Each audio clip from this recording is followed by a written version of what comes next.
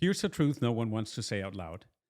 The impending fall of the Islamic Republic of Iran's regime terrifies only two groups of people: the devout Muslims who like to rule by fear, and the Marxist, Western, useful idiots for Islam who romanticize them from afar. The fall of the regime threatens their worldview. As a matter of fact, nothing could be better for the oppressed people of Iran, the actual Persians, than for the mullahs to fall. However, Muslims and Western leftists cannot tolerate this prospect because it would prove them wrong. Welcome to another episode of American Reconquista. I'm your host, Emilio Pons.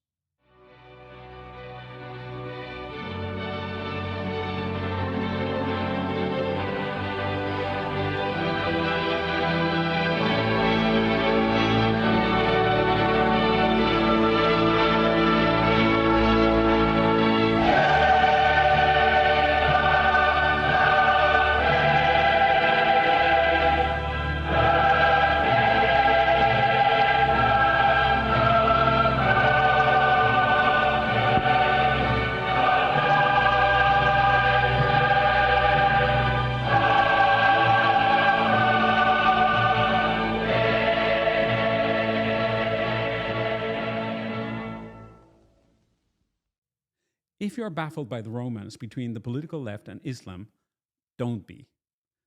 Both are destructive forces at their core, pretending to be virtues. That's why their values, methods, and goals align. Remember also that this is hardly news.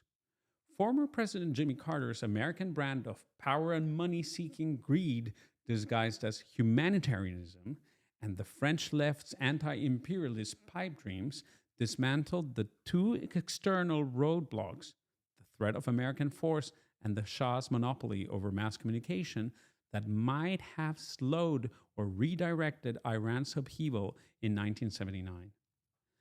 The Islamic Republic of Iran, the world's first modern theocratic republic, was the result of the sheer stupidity and arrogance of the Democrats in the US and the leftists in Europe, particularly in France, who mistakenly assumed that by removing the Shah of Iran and supporting the Ayatollah Khomeini, who Andrew Young, Carter's envoy to the UN at the time, described as some sort of saint, would result in an enlightened third world democracy. Instead, now, 46 years later, Democrats, European leftists, and the emotionally manipulated and brainwashed sheeple continue to make the same mistakes, not just regards to Iran, but also with respect to the Palestinian cause. You don't have to be Jewish or support Israel to oppose supporting the same idiotic policies that turned Iran into a hellhole run by religious zealots willing to kill and die for their religion. You just have to be a well-informed and intelligent person, something which is clearly too much to ask from the majority of Westerners nowadays. What both those on the left who pander to Islam based on a flawed, false, woke equivalence between Islam and race, and those on the right who wrongly believe in diplomacy and or economic incentives as viable solutions for the conflict with the leadership of the Islamic Republic of Iran wish to ignore, is that the mullahs are motivated by religion first and foremost. Westerners must therefore familiarize themselves with 12-verse Shia doctrines that the Iranian clerical elite invoke when they frame Jews, and therefore Israel, as a permanent, theologically mandated enemy. This is crucial. We cannot afford to tolerate more willful ignorance, moral grandstanding, and virtue signaling with regards to this issue. As I said in my podcast's first episode in Islam, it is a huge mistake to apply a Western viewpoint to pretend to understand and predict the beliefs, behavior, and actions of the Islamic Republic of Iran's regime, and of the millions of Arab Muslims in Iran who do support them. Unfortunately, not all Iranians are Persians looking forward to the demise of the regime. The Iranian leadership's religious beliefs constitute insurmountable blocks for a purely secular diplomatic compromise. Why? Well, let's see. First, There are the Quranic axioms adopted by Shia exegesis, for example, Surah 5, verse 82. And I quote, strongest in enmity are the Jews. This verse of the Quran is quoted constantly in Iranian sermons, textbooks, and Quds Day manifestos. Mainstream 12-word tafsir, for example, Al-Tabrisi and Al-Tusi, treats the verse as mutlaq, which means perpetual, rather than time-bound. It is therefore read as an evergreen divine judgment rather than a historical note. The same can be said about the following surahs and verses of the Quran: 261, 4, 160 and 161, 7, 166, and 9, 29. This is a reminder for Western viewers. Islam is, according to the Muslims, the best religion because it's based on the final and the perfect revelation given to the perfect human role model, which was the Prophet Muhammad, according to them. Therefore, the hostility against Jews is portrayed as God's own verdict, something which no human treaty can permanently lift. At best, a truce or a hutna is tolerated until Muslims regain strength. Clearly, neither the Democrats nor the Republicans understand this. You cannot negotiate with religious lunatics. Then there's the issue of the Najasa and the Dhimmi code in Shia fiqh. Classical manuals accepted by Iran's jurists, the Yanaf Qom tradition, consider the unbelievers, the kuffar, including people of the book, by the way, such as Jews and Christians, as ritually impure. The Ayatollah Khomeini Tahrir al-Wasila devotes 44 rulings to non-Muslims. Highlights of these rulings include, for example, a compulsory second-class dhimmi tax, the jizya, at whatever rate the Muslim government finds appropriate, a ban on building or even raising synagogues above Muslim houses, a prohibition on proselytizing for any religion other than Islam, and blood money for a Jewish man being fixed at 80% of that of a Muslim male, and for a Jewish woman, 40% of a Muslim male. Within this legal worldview, the idea of a Jewish sovereign over former Muslim land is ipso facto an inversion of God's law. Equality is theological betrayal, according to the Shia Muslims, not merely a policy choice. This is one of the many reasons why Iran promotes the eradication of Jews and of Israel through its proxies, and why they funded Hamas, Hezbollah, and the Houthis. But don't go ahead and tell me that Israel started the war by attacking Iran without provocation. Idiots. 12-hour theology teaches that absolute loyalty belongs only to the 12 imams. In the Great Occultation, which began in 874 and continues to our time, the supreme authority shifts to a qualified jurist, wali faqih. So, the Iranian constitution enshrined this doctrine into state law and commands the state to perpetuate the struggle for the triumph of Islam in the world. Remember the concepts of Dar al-Islam and Dar al-Harb that I talked about on my previous podcast? If not, go watch. Since, according to the lunatics who rule Iran, the supreme leader is the vicegerent of the hidden imam, he cannot concede territory viewed as Waqf Islami. The recognition of Israel, of the state of Israel, would be a theologically invalid abdication of guardianship rather than a negotiable border question. Once again, all Western leaders insist on seeing this conflict from a Western perspective, and it pains me to say that this might include even the current administration. This isn't a problem akin to the US-Mexico border issue.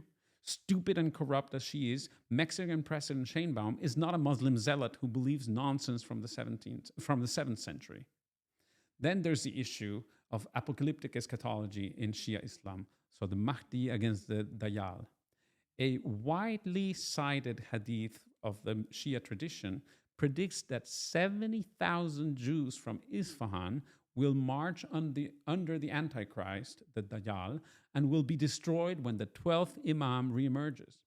As I said before, there can be no peace with Israel according to the Shia perspective, since Israel's defeat is literally scripted into the end times narrative of the Shia. Making peace with Israel would postpone or even create an obstacle for Mahdi's victory, Mahdi being basically their Messiah. Incidentally, I'm not oblivious to the fact that we also have evangelical Christian lunatics in the US who are already talking about Armageddon on social media right now and are getting their suitcases ready for the rapture. But at least they're not as dangerous. Then there's also the issue of the bara'ah, the disavowal, and lan, the ritual cursing of the Shias. The weekly sermons and the Ashura processions include obligatory curses on the enemies of Al-Bayt. You can verify this yourselves, if you don't believe me, by watching clips on Memory TV. Iranian clerics explicitly enlarge this category to include the global arrogance and the Zionist entity. Incidentally, it should be clear by now that this has nothing to do with colonialism, the way the American leftist woketards love to believe. The practice keeps theological hostility alive at popular level and turns compromise into sacrilege. Then there's also the issue of the binding political fatwas of the mullahs. On June 7, 1967, the Ayatollah Khomeini issued a fatwa declaring that all political or commercial relations with Israel are haram, which means forbidden, and that ruling was never rescinded. Then last month, on May 17th, 2025, Khamenei reiterated that Israel is a cancerous tumor that must be uprooted. His office has been publishing this type of wording annually, and Iranian media treat it as a religious duty, not as rhetoric. To the extent that these decrees claim divine authority, any leader who were to reverse them would forfeit religious legitimacy, which in turn would threaten the legitimacy of this theocratic regime. Finally, we have the issue of taqiyya. Like all Muslims, 12-year jurists also allow Muslims to lie in order to protect Islam. A genuine secular settlement for this issue right now is impossible because the mullahs simply cannot be trusted. As the guest on my podcast's recent episode on Islam said, Muslims even lie to each other under taqiyya. They simply cannot be trusted. Even President Trump's advisors clearly ignore this fact. As long as the mullah's religious interpretation remains the ideological cornerstone of the state, a purely secular, interest-based settlement with the Zionist entity is foreclosed in principle, not merely in practice. Westerners ignore the religious nature of this conflict at their peril. We also have to now address what Shia Islam considers the concepts of the mustadafun and the mustakbirun and how they carry deep theological and political significance in Shia theology and politics. These concepts are derived from the Quran, but were also heavily influenced by Marxism. Remember that the Ayatollah Khomeini had the support of the Democrats in the US and of the French Marxists. The mustadafun are the oppressed or the downtrodden. This is based on the Quran, Surah 28, verse 5. And we desire to bestow a favor upon those who were oppressed in the land and to make them leaders and inheritors. Traditionally, this category referred to A, the believers who are oppressed by tyrants, and the poor, marginalized who are denied justice. In Shia theology, the mustadafun are often equated with A, the followers of truth who suffer under illegitimate worldly rulers, the B, the Shia Muslims who historically face persecution by Sunni rulers. And here I have to make a little parenthesis. Next to Israel and the US, the Muslims hate each other. The Sunni majority, which represents approximately 85% of the world's Muslim population, and the Shia minority, which constitutes the remaining 15%, have been at each other's throats for 1,400 years, well ahead of the birth of Europe's modern states, to say nothing of the birth of the US and Israel. Yet American and European woketards believe that Islamic terrorism is somehow driven by anti-colonial sentiment. Please. Finally, C, it also applies to those awaiting justice to be established by the Mahdi, the hidden imam. On the other end, we have the mustakbirun, so the arrogant oppressors. This category, too, is based on the Quran, Surah 40, verse 56. Indeed, those who dispute the signs of Allah without any authority having come to them, there is nothing in their breasts but pride, and they will never attain. In Shia Islam, the mustakbirun are the tyrants, the imperialists, and the corrupt elites, and those who usurp power illegitimately. This, by the way, goes back to the origin of the schism between the Shia and the Sunni, because the Shia see the Sunni as those who sideline the Prophet's family. This also includes the forces that oppose the divine order and the justice promised by the Al-Bayt.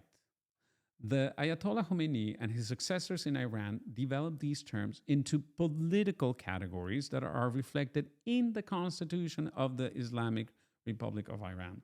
Now, I would be willing to bet good money that of the people watching this show, and certainly of all the people on my Facebook friends list and all my network, I'm the only person who's actually bothered to read the constitution of Iran. Anyway, the Mustadafun became synonymous with the oppressed and the masses, like we said, and this at a global level. They also became synonymous with the global South and with Muslims and others suffering under Western imperialism and local tyrants. I hope that you're starting to see the connections to Marxism. Khomeini called for Iran to be the voice of the Mustadafun and saw the Islamic Republic as the vanguard of a global uprising of the oppressed against the oppressors.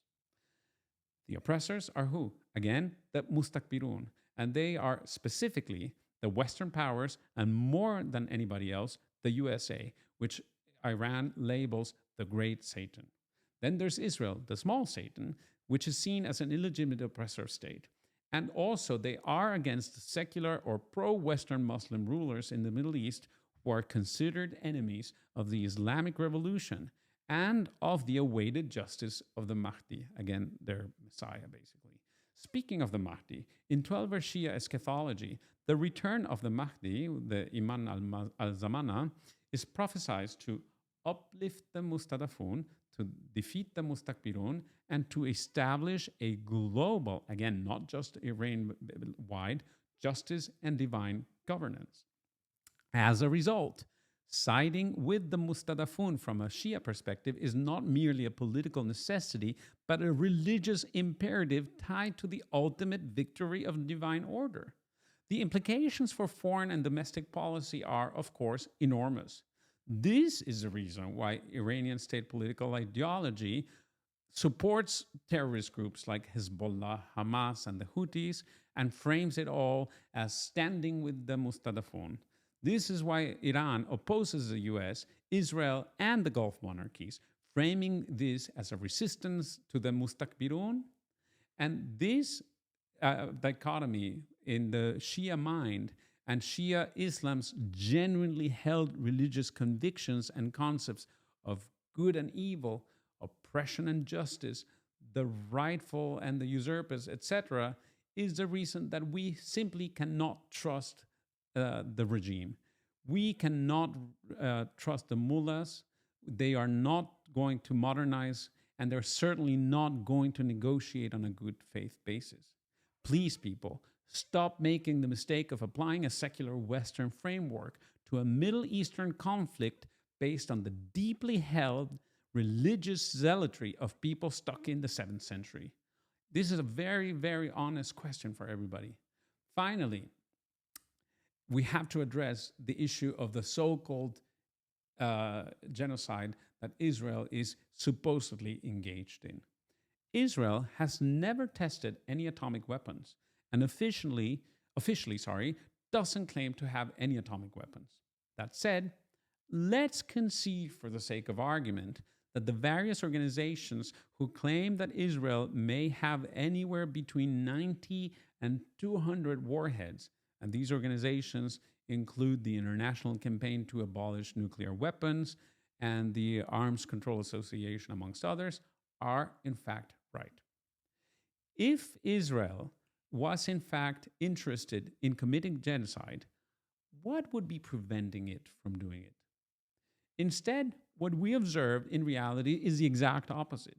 As with Gaza before Iran, Israel goes through incredible great lengths to minimize civilian casualties.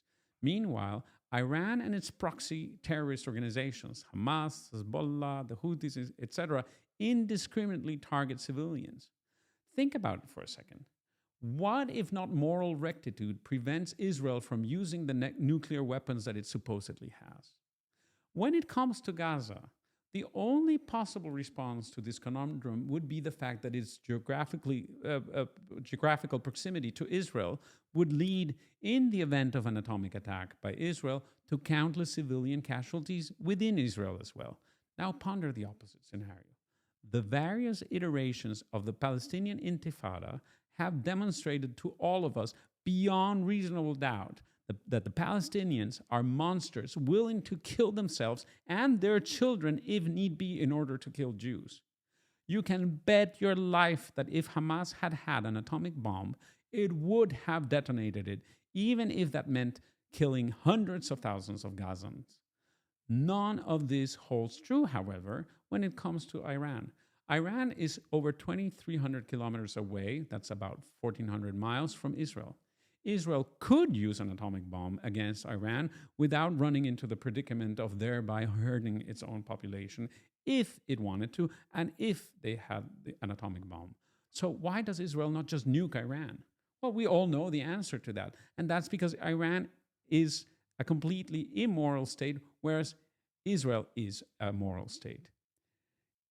Even in Iran, Israel goes through great lengths to minimize civilian casualties. Iran, by contrast, targets civilians in Israel. And again, make no mistake, if Iran had a nuclear bomb, which is something that they were close to having until Israel attacked earlier this week, they would have wiped out Israel. Finally, none of the arguments that I have talked about can be disputed because they are all based on facts, not on leftist feelings and empathy and blah, blah, blah. Finally, I would say that one has to engage into tons of intellectually dishonest, anti-Semitic mental gymnastics to pretend that there is some sort of moral equivalence between Iran and Israel when it comes to this conflict.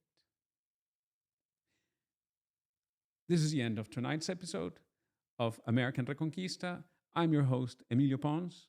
If you enjoyed this episode, remember to subscribe to my channel on YouTube and to follow me on social media, on X, TikTok, and Instagram.